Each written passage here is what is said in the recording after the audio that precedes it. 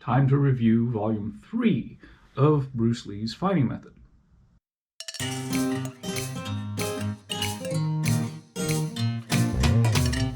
Hi guys, my name is Joe, and this is my channel, Fighting Words, the Martial Arts Library. And on this channel I review martial arts books and talk about other martial arts related subjects. And today I'm going to be reviewing Volume 3 in the Bruce Lee's Fighting Method series that is going to be Skill in Techniques, and it was originally published in 1977. The volume I have is from 1994. Now, this is credited to not just Bruce Lee, but also Uehara, who was the I believe the editor-in-chief of Black Belt magazine at the time. You'll notice that this was published in 1977. Bruce Lee died in 1973. All the volumes of the Bruce Lee Fighting Method series were originally published after his death. In the notes, you will see that he was working on a book and he was not able to finish it before he died. So this is sort of the result of them taking some of the notes and some of the photographs and doing the best they could with what they had. Now, what's interesting to note is that this starts off with Chapter 4. So the thing about the structure of these books, I made note of it or straight up complained about it in some of my earlier videos, that it seems like the self-defense book, which as published is listed as Volume 1, is really something you should probably put at the end of the whole series, since it shows the techniques in use. And then Volume 2 starts off by introducing you to some of the techniques, right? So this book, Volume 3, starting with Chapter 4, actually tacks on to the end of Volume 2. So the first chapter in this, Chapter 4, is on footwork. A lot of it is very linear. Bruce Lee originally had a background in Wing Chun Kung Fu, which has some very linear footwork. He studied a lot of fencing for its footwork, so there's a lot of that here. There's also notes about how constant movement is, something that should be used to sort of throw the opponent off and, not let them get set. There's actually the phrase in here that distance favors the defender. And of course, this is going to play into a lot of the Jeet Kune Do strategy. Jeet Kune Do translated is way of the intercepting fist. So if you are able to create distance, you can see the guy coming at you easier. So that is going to play into that. It's also interesting to note that in this chapter, he demonstrates a foot trap for in-close fighting. So that's basically hooking his leg around his opponent's leg and sort of making it more difficult for them to move. And to that end, Bruce Lee actually added a bar onto the Wing Chun dummy so that he could, practice with that in mind. After that, we pick up with Chapter 5, which is Skill in Hand Techniques. And he begins by comparing the Jeet Kune Do style of punch with the more classical style of punch, with the fist chambered at the side and going forward. He prefers a vertical fist, whereas he demonstrates the classic style as being with more of a horizontal fist. Now, as part of this demonstration, he's also showing how a vertical fist down the center line will use the position of the forearm as a guard against other incoming punches. And after that, he goes over, other mechanics of the basic punch techniques, including what the offhand is doing, keep the hand up, tuck the chin, keep your mouth closed. That's part of this chapter.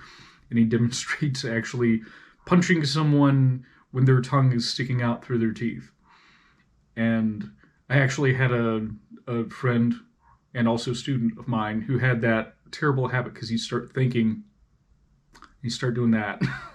Like, dude, here's a mouth guard, bite down on it. He also demonstrates punching from chi sao and also some trapping from an unmatched lead. So he would be standing with his right foot forward, and his opponent would be standing with their left foot forward. Now, following that is chapter 6, which is on skill in kicking. And in this particular chapter, you're going to see a lot on the sidekick and about the sidekick. It was famously one of his favorite techniques, the longest weapon, and it can reach the nearest target. And there's a lot of like the skipping in footwork to throw that sidekick. Bruce Lee goes over a lot of different drills to do with the sidekick, including on the bag, on the kick shield, and he even mentions a drill. It's not illustrated, but he mentions a drill on how to use a long staff or a pole that your partner is holding out in order to practice that. Then he starts going over the other types of kicks. He mentions the hook kick, which a lot of people from other martial arts will visualize as a completely different kick. When he refers to a hook kick, he's talking about what most people will call a round kick. Hitting with the toes or the instep, as opposed to the reverse of that, which would hit with the heel or the sole of the foot. And in that, he says that it is the second most utilized kick in Jeet Kune Do, mostly for hitting above the waist. But he does mention that actually that the thigh kick is largely ineffective, kicking to the thigh.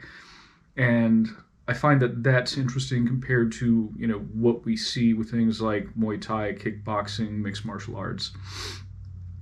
But, that's one of the other kicks that he uses. He also talks about the reverse kick. It's not shown. It goes in sort of the opposite direction as the Jeet Kune Do hook kick, and strikes with, again, the top of the foot or the toes, but it moves from the inside out. You're sort of inverting your foot as it attacks. He says that that's primarily used to attack the groin.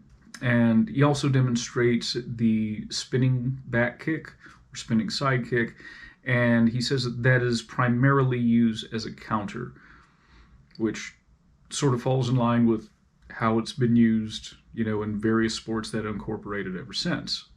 Now in chapter 7, he goes more over parries and blocks and defensive maneuvers. And he basically is demonstrating 4 different types of parries covering, the 4 quadrants. And he likes to use this to compare the classical blocks to the parries that he is using. And in this chapter, he does mention that for this, timing is more important than force. And then we get into chapter 8, which is talking about the targets, and says that the eyes and the groin are the primary targets. So even though he's been focusing more on punches with this, if you're going to attack the eyes, it is going to be, the finger spear or the finger jab. In this chapter, it also mentions that Lee would use his lead leg to position it so that it was, blocking a direct path to his groin so that it would prevent him from being struck there. And also that he would use lead leg kicks as opposed to rear leg kicks in order to, again, avoid exposing the groin as the hips turned. Now, some of the other targets that are mentioned, there's this chart here. We see things like, the solar plexus, the short ribs, the knee, the shin, the ankle. The text also talks about the lead leg as well as the jaw as targets. And as a minor note, one thing that I find interesting here is Dan Inosanto, whose background at this time included a lot of Parker lineage Kempo. He's shown using the edge of his foot for the sidekick, whereas Bruce Lee tended to use the heel of his foot when he was kicking. Now, after that, we get a chapter on sparring. And he's very critical in this chapter of non-contact tournaments, and says that the mind should be free of strategy, which is interesting to me. Having competed and not gone in with a strategy, I think my chances of winning would have been improved if I'd gone in with a strategy. So I find it interesting that he says that experientially I have some issues with it. He also goes over the correct and the incorrect on-guard positions and stances, talking about, making sure that your hands are in the right spot and they're in a good position to attack, and making sure that your weight is not shifted too far forward and that you can move well. And he talks extensively about feinting, which is faking an attack, drawing, which is opening up an avenue for your opponent attack so that you can capitalize on his movement, speed and rhythm, and also evasions. There's a lot of that talk in this particular chapter.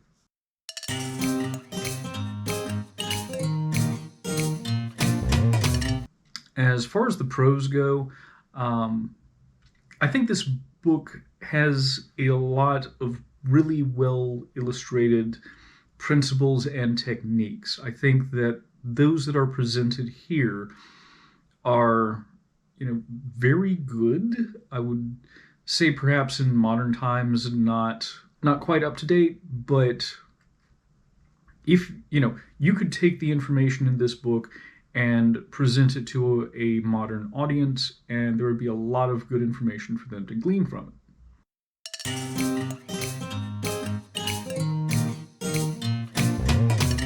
As far as the cons go, as I mentioned, that inverted kick is not demonstrated. The drill with the pole is not illustrated at all. I think that takes away from it. You can sort of pick up, what they're trying to say, but everything else is given an illustration of some sort that is not. I say illustration, they're photographs.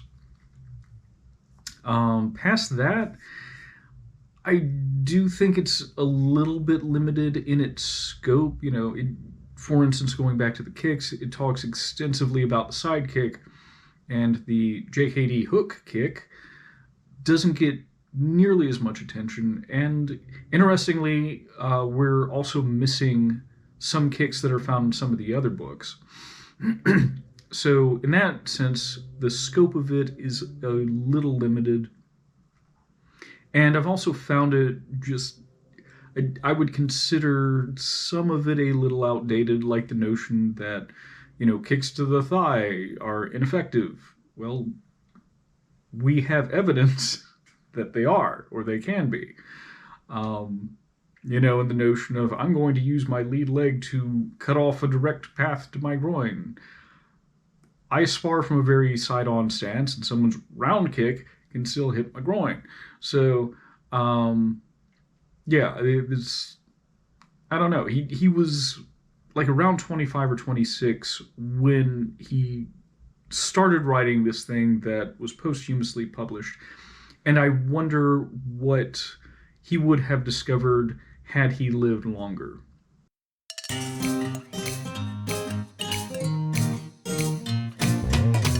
So, recommendations. Number one, if you are a fan or a student of Jeet Kune Do, I think this is good to pick up. In striking in general, I think that there are a lot of good principles here. My copy in 1990, I was in high school, so at least after 1995, my copy was less than $10. If the price hasn't gone up, then you can find this for pretty cheap. These days, luckily, you can find this and the other 3 volumes collected in a single volume. But yeah, if you practice a striking art, there's a lot of good principles to be found in here. And I would say what one might refer to as a good filter for, you know, is this technique efficient or not? Is this stance efficient or not? Even if you're not using directly what Bruce Lee was demonstrating here. So, yeah, I think it is definitely good for those things.